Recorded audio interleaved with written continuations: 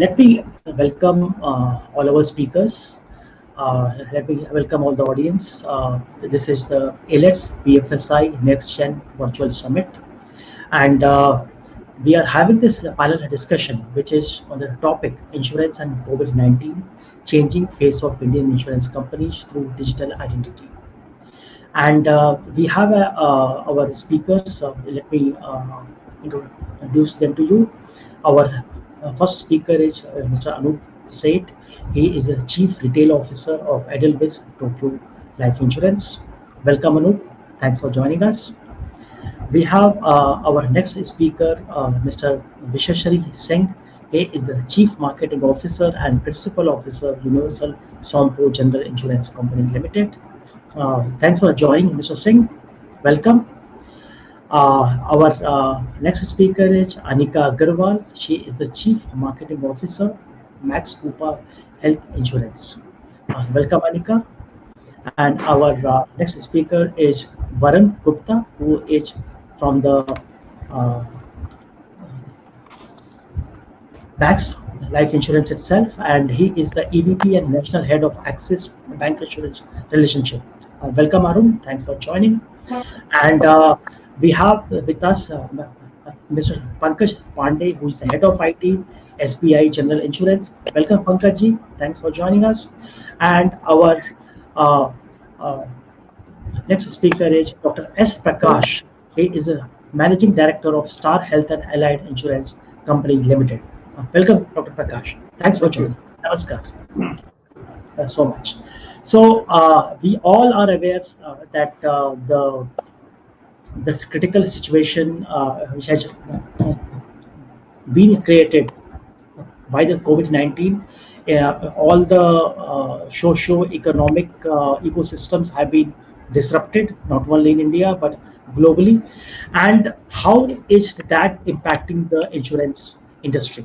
So we will discuss about that, and also we will discuss about what are the digital opportunities that COVID-19 is providing to us, and requesting each of the speakers to please mute your mics just to reduce the background noise also. So let's start with Anup Seth from Edelweiss. Like Anup, how do you see the situation, and how it is going to impact the insurance industry in the short term and long term? Anup Seth. Okay, so thank you. In my opinion, there has been a temporary slowdown in the industry on the back of an healthcare pandemic that's happened. Clearly, both uh, the country and the life insurance companies have first prioritized the life and the well-being of their employees and the distribution, which is the right thing to do, which is what the government did, went into a lockdown to make sure that we have the ready infrastructure to cater to this pandemic. And this, in my opinion, has obviously slowed down the economical activity, which has clearly resulted into even what Varun was saying, that the transactions have reduced. Clearly, people are not consuming as much they were consuming, whether it's travel, whether it was eating outside, whether it was shopping. Everything came to a standstill. Economical activities came to a standstill, which means we will, in the short term, pay a price for this slowdown in terms of growth rates for both the country as well as the life insurance sector. However, um, in the medium to long term, I see growth coming back to the domain on the back of clearly the life insurance sector or the insurance sector has in this pandemic even more amplified the need of buying insurance for life and for assets, because clearly what has happened is the category uh, sort of has a need that it serviced for individuals. However, it was considered to be push. The reality is the need was always there. The need in this pandemic has even got more amplified with the fact that consumers now see that it is not something that runs the risk for meeting their life goals, but also runs the risk of survival. And hence people are now more aware that the risk is across the board and that they need to protect the risk. And they understand life insurance or GI, general insurance, services those solutions for mitigating those risks. And hence, the COVID, if any, has amplified the need of insurance. It has made sure that some of the discretionary spends that were going through categories like travel, like shopping, like eating, which consumers were consuming as the consumption economy was prevalent, people are now taking the money that they have, limited cash flows, and are investing in long term goals to secure needs which are inevitable in their life. So, in my opinion, while I'm not saying the pandemic was good for industry, but like every change in market structure creates new products, create new category. In my opinion, the COVID has now stamped the importance of insurance in average customer's life.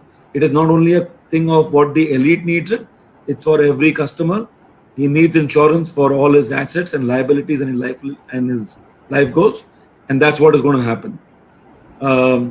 I certainly believe that India, in terms of severity, has paid the highest price because of an extended lockdown. And if you see global stats, in terms of severity of lockdown, India has been one of the right side. In terms of pumping in liquidity in the market, we have probably been in the middle. So it will cause some pain because lockdown means no economic activity and some impetus has been given by government. It'll play out medium to long term. Future's bright. I don't see 8-9% growth, but I see limited 5-6% GDP growth. And if you see, life insurance has always been growing 3 times of GDP growth, nominal growth. So I expect 8-10% growth in life insurance in this financial year also, is my view. Excellent inputs, Anup, and thanks for highlighting that because of this situation, the insurance need has been highlighted to the common citizen in a big way because of this COVID-19 pandemic. So all our like speakers are working in various segments of the insurance industries. Someone in retail, someone in health, someone in other products. So I will also request our speakers to highlight the impact on your segment of the industry also. So, requesting Dr. S. Prakash, who is the MD of Star Health, that right in this situation, which is the COVID-19 situation, the health has emerged as the number one sector which is out there on the newspapers, on the TV all the time. So, how it is like impacting on the health insurance industry itself? Dr. Prakash, your views, please. Please unmute yourself, Dr. Prakash. Actually, post-pandemic. Yes. You're audible. Yeah. Am I audible? Yes. Yeah. Post-pandemic, health insurance is expected to see an accelerated growth. And there's a lot of change in the behavior of the intermediaries, behavior of the customers, and behavior of the insurers in trying to bring in digitalization.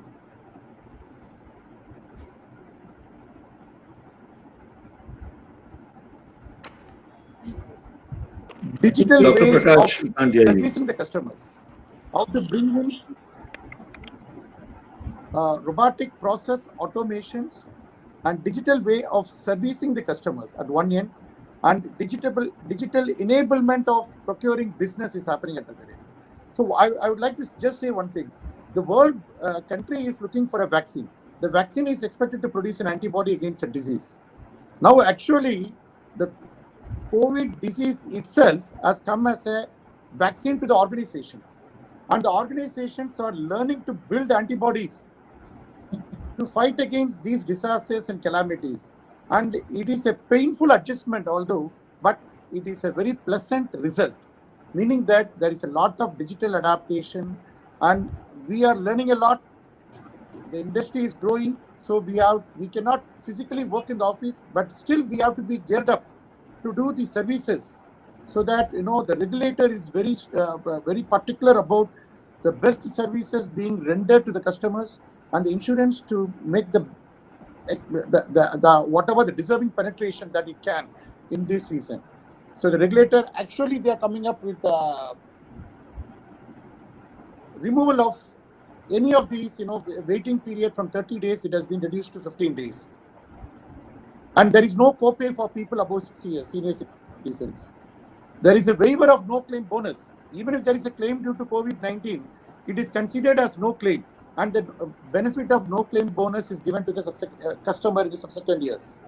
And again, the regulator and the government are working towards standardizing the cost with the hospitals. There are a lot of regulatory sandbox where we are trying to promote wellness and trying to introduce products and innovative ways of servicing the customers through process automation.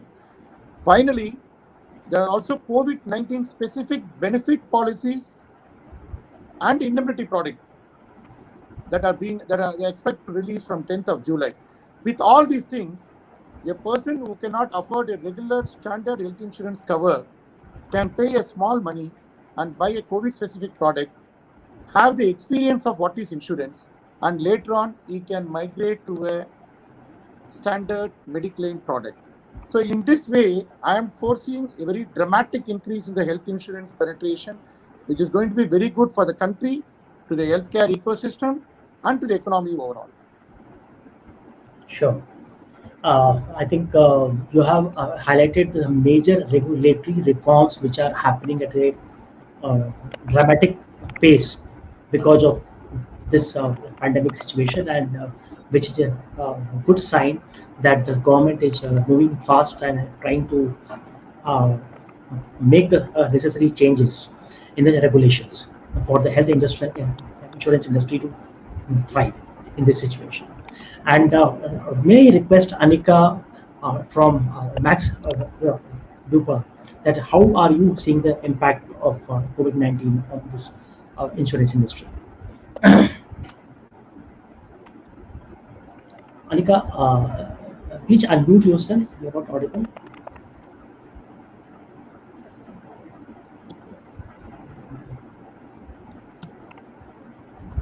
By the time Anika is logging, yeah, Anika, we can't hear you, Anika. I'm sorry. Can you just log out and log in again? It may help sometimes. May I request Mr. Visheshwari Singh to please give your perspective on the situation.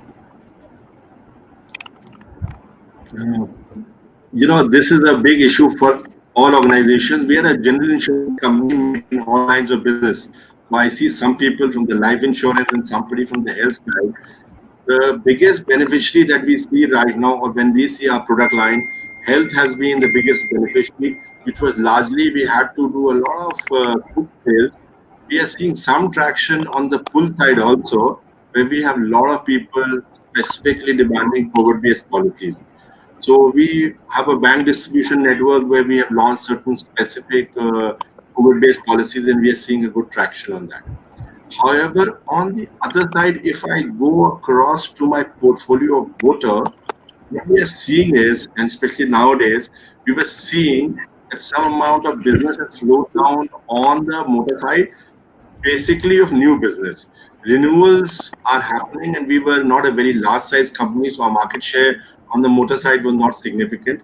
For the general insurance industry, 40% business is about motor, one of the largest, with health now keeping up 20+. So motor has been doing well for us, but for the industry as such, that is where the slowdown is happening, and new business is really suffering.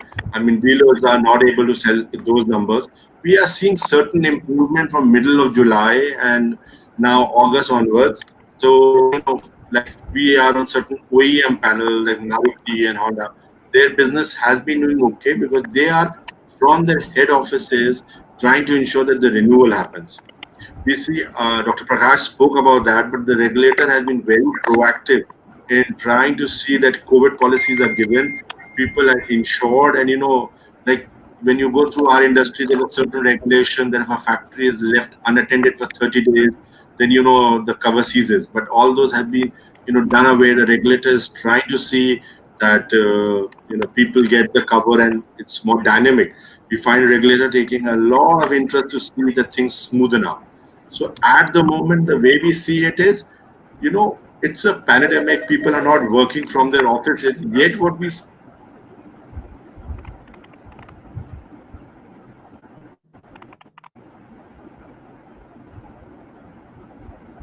is the thing industry that we see challenges exist, and we don't know how long this is going to be. So we have a colleague here maybe handling IT, and he will throw more light on that.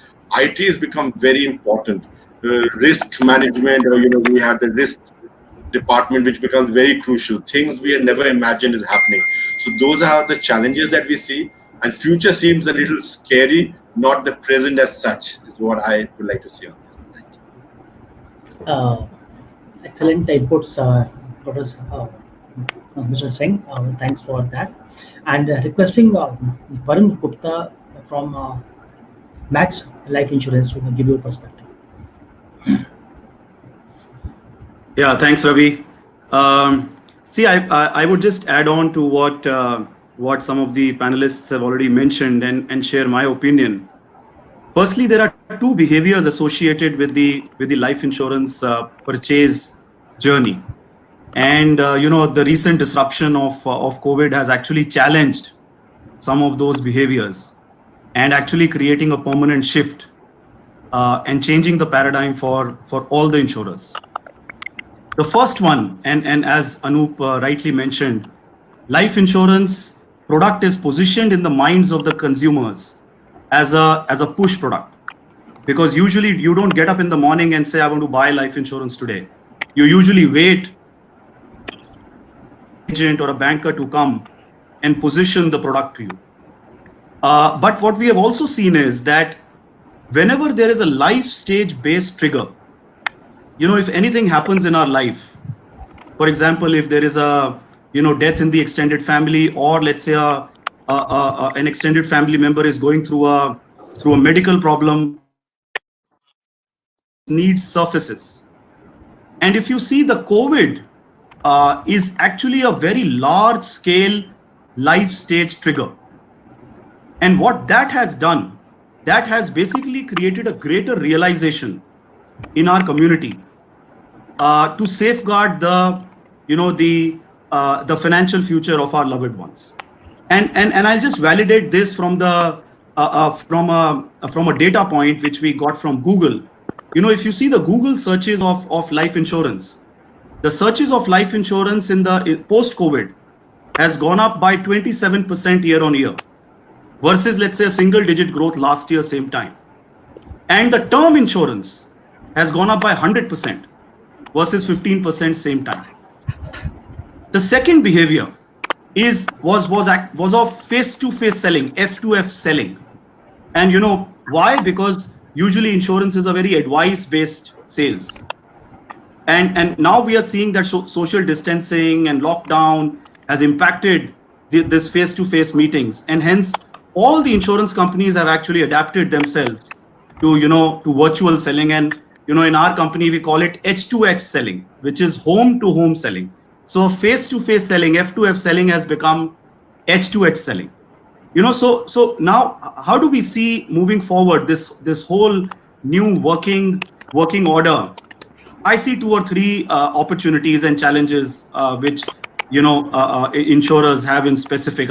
The first one being clearly that I think the proposition as a whole is becoming as important as the relationship which we have with the customer. Usually we used to survive on the relationship or of the banker or the credibility of the agent, and that was the fulcrum of converting our business. However, the digital selling and the increased access which the customer has today for information, the propositions as a whole, whether it is the right price, the underwriting smarts, or for that matter the claims paid ratio, the whole proposition has become extremely important. The second opportunity, I believe, is to actually build a sustainable B2C model or a direct to customer model. We are already observing that banks across very large markets, they're observing about 30 to 40% increase in their online and mobile banking transactions, and thereby the branch visits are actually going down, and therefore it is imperative that we create journeys which are direct to customer and create a differentiated experience for them. And it is clear that customers are getting used to having complex conversations digitally. If you can have a conversation with your doctor digitally, if you can get educated digitally, then our belief is that even life insurance can be sold digitally, because it's a complex conversation. So I believe life insurers would have to play on some of these fronts, to have a huge advantage in these times. Great inputs, Varun, and thanks for highlighting the importance of digital in these situations. And let me ask Pankaj Pandey, who is heading IT at the SBI General Insurance, that how do you see the role of IT has emerged or re-emerged in these situations? Yeah, Pankaj ji. Now, IT, this has thrown many opportunity as well as responsibilities on IT. If you see, who had imagined only 4 months ago that on 31st March, the entire company, all employees will be at home and closing will be done in an insurance company. But this happened, and this happened successfully. So the greatest benefit that this pandemic has brought in is that the mental blocks are removed.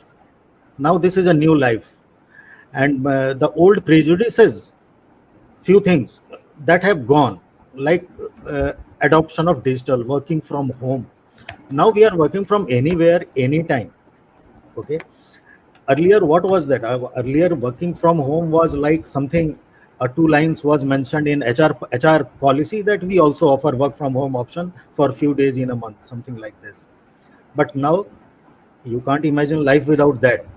That is the savior, and you will have to keep the infrastructure ready, working fine, and that is how we are going to work in future. Now and that has many impact also, and now life, how it can change, whether it is for customer, whether it is for distributor, or it is for employees. For everyone it is going to change. Even for employees, fighting for seat in the office is a very common phenomenon. Employee size is increasing, but the premises is not increasing day by day. So that is always a fight. And now people are saying, now many companies have already declared that we are going to work even forever. We will be working only with 25% capacity in office, and few companies have even announced that we will vacate one of our building, and we will work with reduced office space. So this is how the life is changing. On customer angle, the one benefit is that adoption has increased. Now there is no life without digital. Every strata of society is going for digital. There is no, you can't be away from it. Can you imagine even migrant laborers are registering for train tickets online? Okay, so that is how the deeply penetrated this digital piece has become, and this is going to give a great advantage, new opportunities. Now contactless is the word that is going to be coined, and now contactless sales, contactless service. That is how we all are going to operate. The new models will emerge, the new products will emerge. The few products which were in offering, but those were put on sideline, like job loss, business loss, etc. Those will come in the fore now because the risk has increased. Now people understand. And one more thing I want to say, the old BCP principles, the way the BCP was being done, that is now totally, it is going to be rewritten. All BCP policies are going to be rewritten now. Now we were talking about having a BCP site, and when there is something happens at one place, you can go to the BCP site and work. But what will you do if something has happened at every place? Okay, now there is no place that you can go and work, whether it is in India or outside.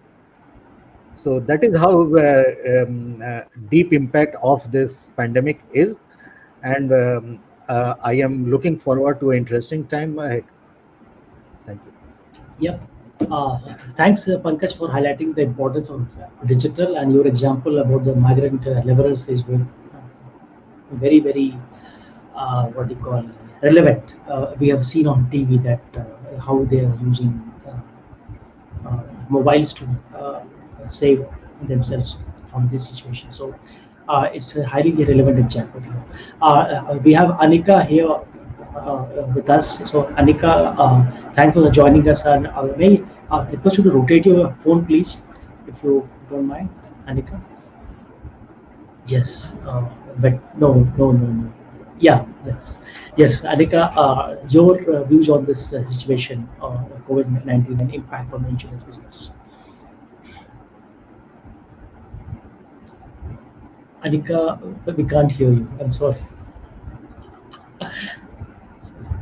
Can you just remove this and speak like with the speakerphone? Just try it. Perhaps it works. So we have heard. Can you hear me Yes, now? yes. Anika. So thank you for having me, Ravi, and thank you for keeping the patience. I guess this is one of the side effects of COVID, and we are still coping and learning. Yes. But I think what's happened really is that there has been a significant shift in terms of how we operate as a country and our behaviors. And that's actually now, coming up in insurance as well. So it's come across categories, right? If you look at themes for consumers today, there are two themes. There's protection and there is health. And health insurance stands at the cusp of both. What has happened in the last few months is that as health insurance industry, we are also evolving and learning to live with this new normal. So more than just the customers adapting, it's also about the industry adapting. And I think across the industry, we've done a phenomenal job. You look at the consumers, you look at our distributors. We spoke about it earlier, some of our panelists. Our distributors have actually evolved to this concept beautifully. You see changes in consumer behavior because there's a genuine need today for the product. But you also see our distributors actually adopting to the new normal and serving our customers in these times of need. When we look at health insurance per se, I think three key facets, of course, how the distributor and the consumer has changed. Two, what is the relationship of the category to our adjacent categories, right? So we are working very closely with hospitals today. And there are so many stories in newspapers about what's happening at hospitals, but there's also a struggle and learning there. So everybody is learning and unlearning. And I think for us, at least, for standalone health insurers, there are three things that are happening. We are saying we are going to try and get products which are as relevant to the customer as possible. Health insurance per se is relevant, but there are segments of customers which were not coming in. So you have products now for customers who can come into the segment for the first time, like Dr. Prakash mentioned, with standard products for COVID, and products like Arogya Sanjeevani, which are standard health insurance products, which are also affordable. The second thing which is happening is on our distribution landscape, which is actually across, right? A lot of our agents today are actually remotely servicing our customers and helping them choose the right policies. So you see that change emerging. And, in a span of 3 months, I think, March is when the lockdown started to now, you see the industry growing step by step. And June was actually a phenomenal month with, the entire industry growing significantly and moving forward across all their distribution channels. And the third is how do we really service our customers? So there is one aspect which is working closely with the hospitals and seeing how we service claims, but also, how do you really provide them services at home? So telemedicine, which was something which was always an adjacent product for us, has now suddenly come into the forefront. You have new digital health products that customers are wanting to test.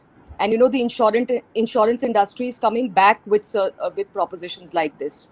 So if you look at us for Max Bupa, in terms of products, we have a heavy focus on getting digital health products into our customers. and a lot of these services are actually being availed by free by some of our existing customers, so that they start using and adopting those services. From a servicing point of view also, if you look at it, we had a chat bot. Now that chat bot is actually servicing 60% of our customer queries. The customer is okay to interact with the chatbot, the distributor is aligned, and the customers themselves are finding it very easy in these times.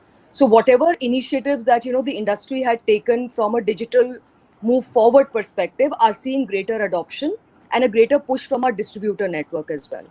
So you see a fundamental shift due to COVID within health insurance that's expected to stay, and you see a sea change happening even next year. The normal will reset, as some of us spoke about. Excellent points, Anika. That you have been this point about that chatbots handling around 60% of the customer queries is showing the trend that how that digital adoption will take us in the future. So I think all the speakers have highlighted the importance of digital, and let me ask you that what are the challenges which is being posed by the digital adoption itself, and how are the customers adopting to it? Are they responding to it? And are there still glitches in using digital only channels? Because still a lot of places in the country are in lockdown, and many of us are still not able to open our offices fully or completely. So challenges of digitalization itself, security or connectivity or other issues. Dr. S. Prakash, your views about this.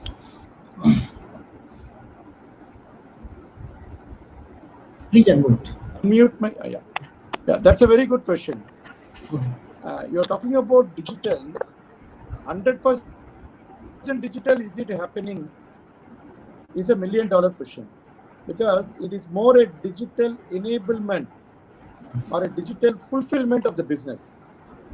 Still, the distributor or the intermediary enables the customer to fulfill the digital booking of the business and makes him clear about some of the policy terms and conditions. And it may not be 100% no face-to-face. It is a hybrid that is currently happening. Whatever is spoken about as digital, I have a strong feeling whether it is 100% digital or a hybrid. So what we see in our practice, it is more a digital enablement and a digital fulfillment of the business. But the hitches, if you see, as long as the understanding of the product is perfect, there are no hitches. On the other hand, as long as the products are less complex, it is going to be easily understood. Yes. So we should not give any room for misunderstanding.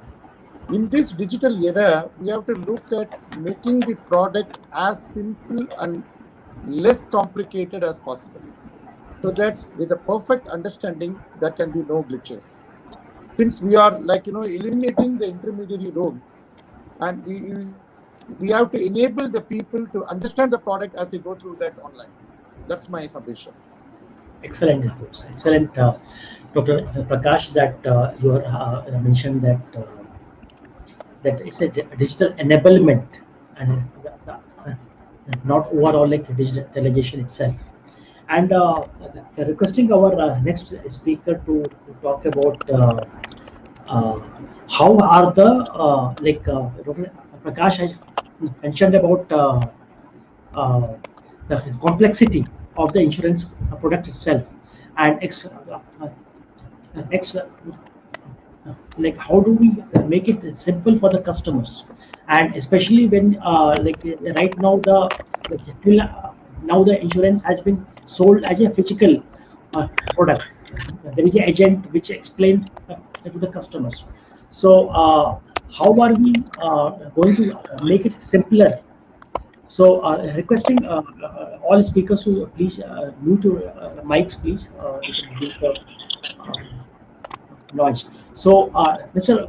Singh, you have any views about making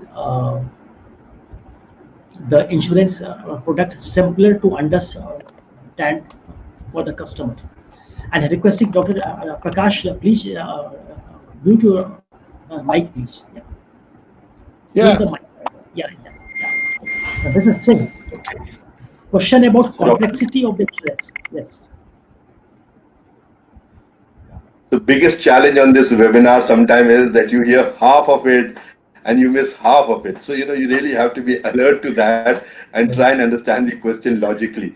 So what I understood and what I understand with our industry, at least, digital for fulfillment is an option and it is being used completely. Now, let me try and explain that. I have one issue. Once I issue a policy, and I issue policies in large numbers, it has to reach the customer. And digital is my option. I have people sitting in their homes issuing policies and trying to get them across to customer, whether it's on WhatsApp, because the courier and the postal service was not working. And we have to ensure, even by compliance standard, that the policy copy is available with the customer. So, like certain OEMs already had that option that the policy could be given at the time. And we've been emailing copies trying to confirm that. Another challenge that came to us in collection of proposal form. Now, technically, earlier we used to get a proposal form filled and get a signature on that. Otherwise, it was not valid. There was, let us say, they said, I don't, my car is not damaged or whatever, or I don't have a health issue. So we have a concept of getting a proposal form filled. Now, what we try to do around that is get an online option, in the sense he would fill it up, send it to us, we send an OTP, he verifies that. So then the proposal form is valid. So these were certain challenges in getting the policies across, getting them issued.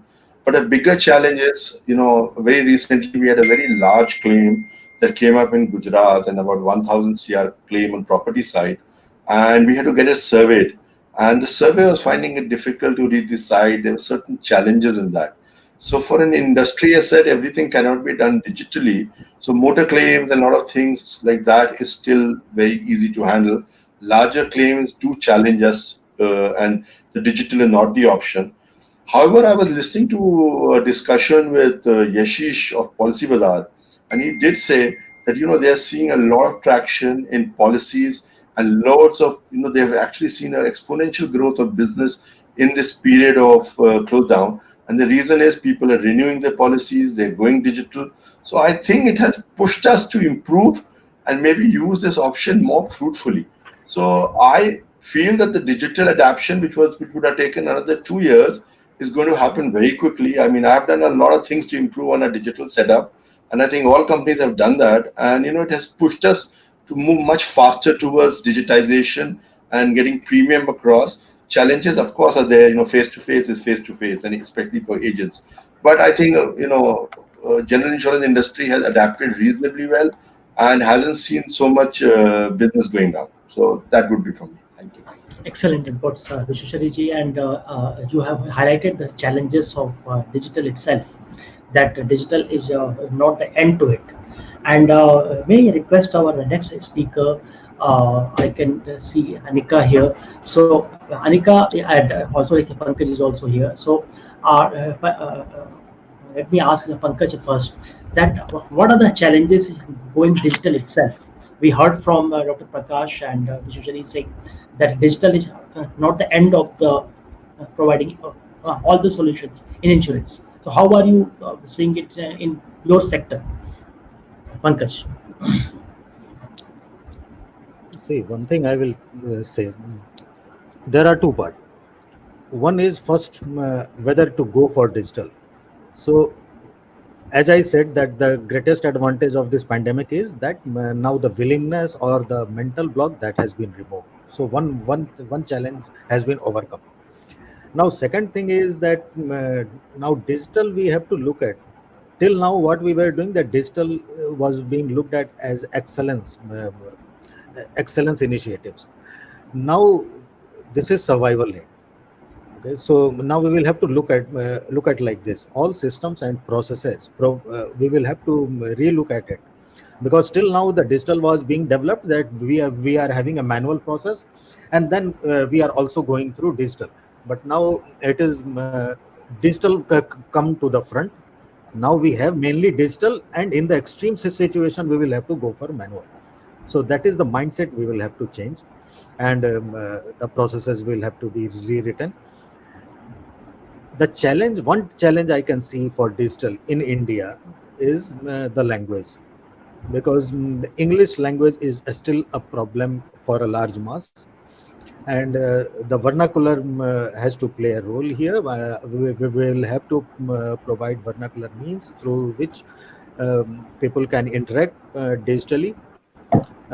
I think bots can play important roles here, and we will have to relook at it. And this challenge needs to be overcome if we really want to penetrate digitally.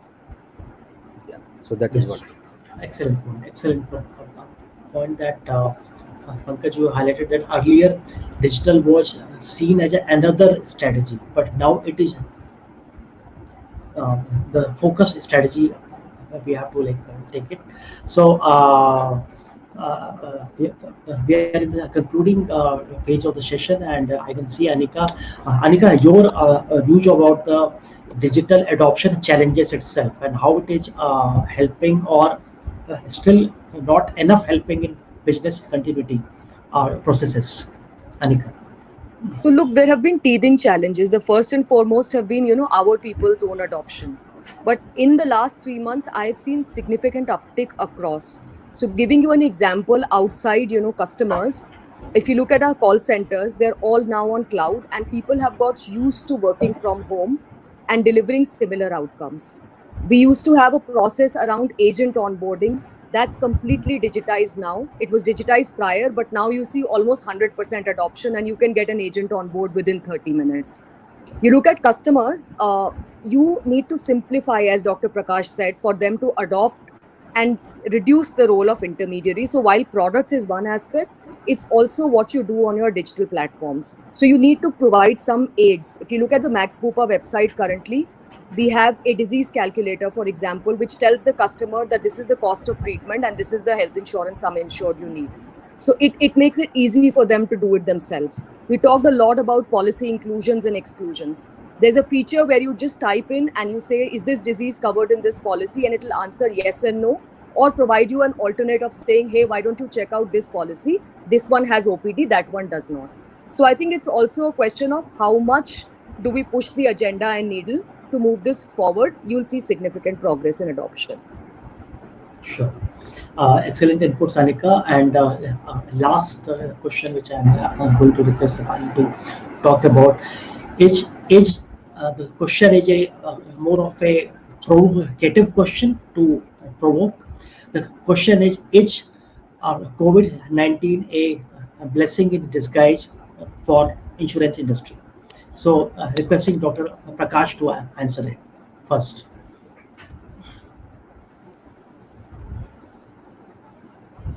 Unmute.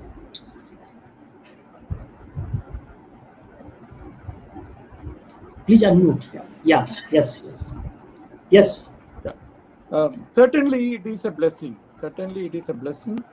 Health insurance is more of a noble service, and naturally, they have to rise up in this occasion. They have to collaborate, embed the best of the digital means that is possible, and they have to save the society. This will make the organizations really anti-fragile. Investing time and money on digital during this period will help the health insurance companies to be anti-fragile.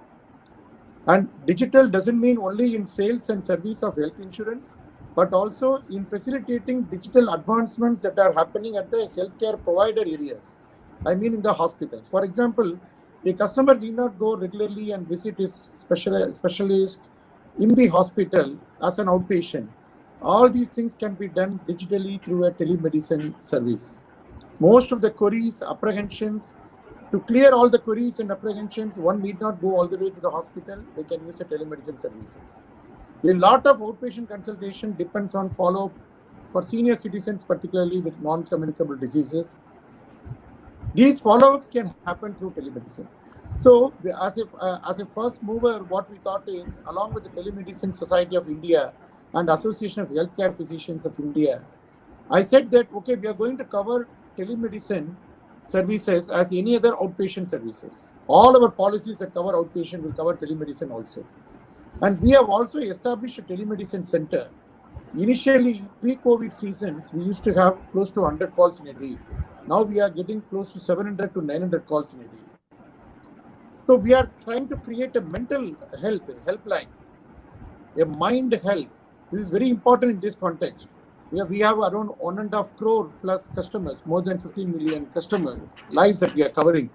And most of them have a lot of queries regarding the disease, regarding these, their mental issues, emotional issues, all those things. So there is a need for us to build confidence in the minds of people. And to build this confidence also, we depend on digital.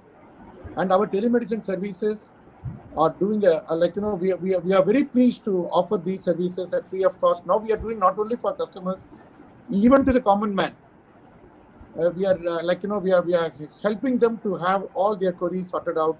If they require any yoga, meditation, or wellness advice, or any specific psychological counseling, we are able to organize that. All these we are able to do digitally. So it is a blessing that we are able to think out of box on how we can create work from home atmosphere, how we can enable telemedicine, how we can better engage the customers, although we work from home. So in all these dimensions, we are able to see that we are doing much better than what we were doing before.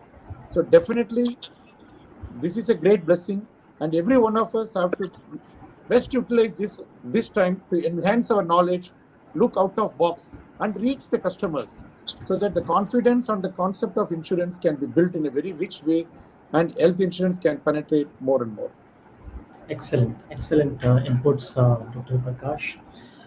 Great to see that your organization has moved very, very fast to handle and deliver services in these challenging situations. Thank you, Dr. Prakash. And requesting Visheshwari Singh ji to give your views. I say blessing or blessing in disguise. I think the first thing I would like to say is that we are very lucky to be in a position to say that it could be a blessing in disguise. I think some industries have really taken a very severe hit, and we are one of the few industries which is not, under those challenges. We are not seeing salary cuts. We are not seeing cut down on employees. Maybe at some time we are looking at similar situation, and completely a blessing in disguise. For the health industry, I think it's definitely a lot of traction is seen, because even for us, the health portfolio has the only portfolio which is doing very, very well. The other portfolio, like fire portfolio, has grown, but that is because of rate consolidation. The number of risk has, been under challenge. We are also seeing a certain phenomena which worries us sometimes, that there are some amount of people who are finding it difficult to pay premiums. So, they've been given extensions, but there is a lot of cash flow not coming back to the industry. We also depend very hugely on investment income as an industry, and that has been not a very safe factor.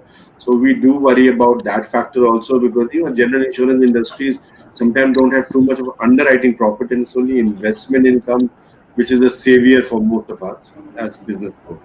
So right now, I think as the position stands, we are pretty decently poised, but we need to be lucky in the future, because equity market has to pick up, investments have to go up, rate of returns have to stabilize, and then when we look at other things like people buying patterns, if people don't have income, we will not see motor sales going up. That would be a worrisome factor.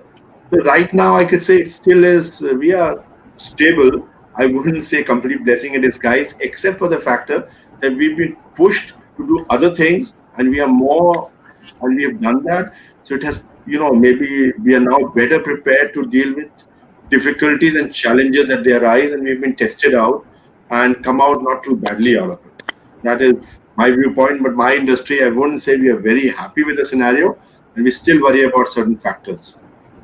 Yes. Thank you. Great inputs, Mr. Singh, and requesting Pankaj Pandey to speak, give your views of this. Pankaj.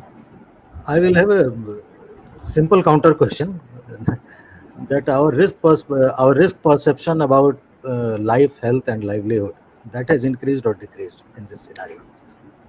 So it has increased, of course. Yeah. So if it is increased, and wherever there is a risk, there is insurance. So certainly this is blessing for insurance industry. But yes, we will have to change ourselves. We will have to keep pace with the time. We will have to innovate continuously. Otherwise, we will not survive. So that needs to be taken into account. You can simply take a clue. Now Swiggy is delivering vegetable at your doorstep, right? So they are innovating yourself.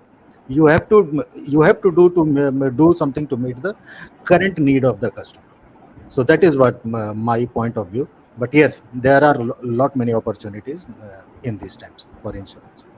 Excellent point, Pankaj ji. And Anika, you are the person who will be closing the session. So, Anika, your views on this. So I think my colleagues have spoken it all. If you look at current needs for insurance and even future needs and fundamental shifts, COVID brings about that. So I would say that in a way it is a blessing. We also need to adapt quickly and see how much can we change our own behaviors and our customers' behaviors in these times. So whoever does that, I think, will win. Apart from that, I think it's a country in crisis, and all of us as insurance companies should pitch in as much as possible so that all of us can win collectively and come out of this together. I think that's the more important point. So thank you so much for having us here. It's been a pleasure. Excellent points. I think the point about working together and working as a collective force is very, very important. Thanks for highlighting that, Anika. And let me thank all our panelists and audience on the behalf of Banking and Finance Post Magazine and let's for joining us here. An excellent session, and I think I am enriched as a person after listening to all of you. So with this, we will end here. Thank you, Pankaj. Thank you, Videshwari. Thank you, Ravi. Thank you, Ravi. Thank you so Really much. appreciate it. Thank you.